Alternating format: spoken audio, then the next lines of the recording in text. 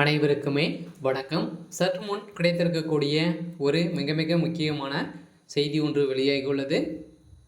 சற்று முன் திமுகவுக்கு ஆட்டம் காட்டிய நீதிபதி, சிக்கும் முக்கிய புள்ளிகள், களம் இறங்கிய சிபிஐ, இது மாதிரி செய்திகள் வெளியாகி இருக்கு.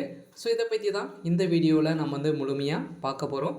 அதுக்கு முன்னாடி நம்ம சேனலுக்கு இப்போ தான் நீங்கள் முதல் முறையாக வந்திருக்கீங்க அப்படின்னா மறக்காமல் நம்மளுடைய சேனலை சப்ஸ்கிரைப் பண்ணி சப்போர்ட் பண்ணுங்கள். வாங்க வீடியோக்குள்ளே போகலாம்.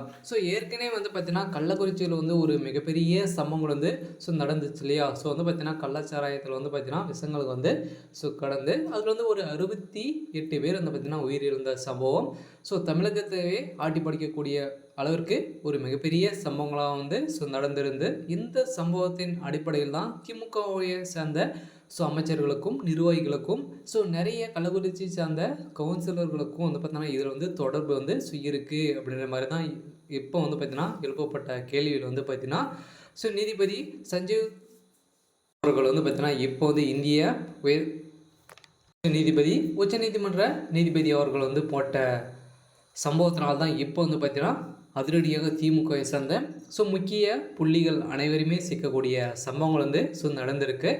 இதன் அடிப்படையில் தான் பார்த்தீங்கன்னா சிபிஐ களத்தில் இறங்கி இந்த வழக்கை சிபிஐக்கு மாற்றிய சம்பவத்தினால தான் பார்த்தீங்கன்னா இப்போ அங்கங்கே திமுகவை சேர்ந்த அமைச்சர்கள் சாராயத்தில் பார்த்தீங்கன்னா காசக்கூடிய அளவுக்கு தான் திமுக சேர்ந்த நிர்வாகிகளும் இதில் தொடர்பு இருக்குது அப்படின்ற மாதிரி வெளியிட்ட செய்தியால் பார்த்தோன்னா இப்போ செந்தில் பாலாஜி அவர்கள் மெதியொழுக்குத்துறை அமைச்சராக இருக்கார் இல்லையா? இவரே பார்த்தீங்கன்னா சொந்தமாக வைத்திருக்கக்கூடிய சாராய ஆலைகள் இருந்த ஒரு நிலையில் தான் பார்த்தீங்கன்னா இப்போ மிகப்பெரிய சம்பவங்களாக மாறி வருகின்ற நிலையில் இப்போ நீதிபதி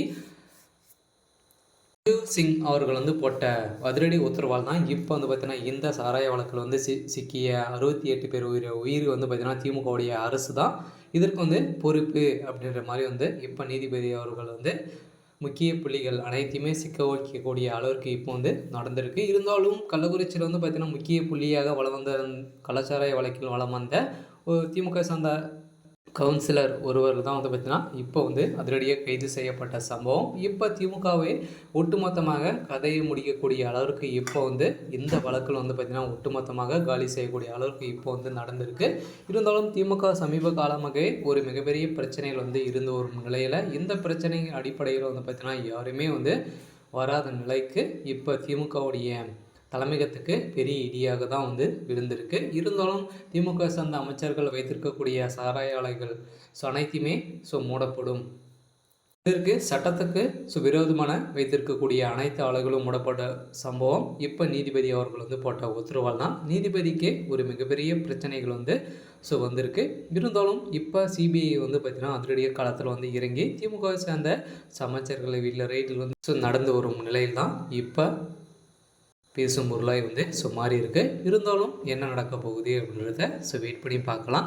இது மாதிரி செய்திகளை தெரிஞ்சுக்கணும் அப்படின்னா மறக்காமல் நம்மளுடைய சேனலை சப்ஸ்கிரைப் பண்ணிக்கோங்க.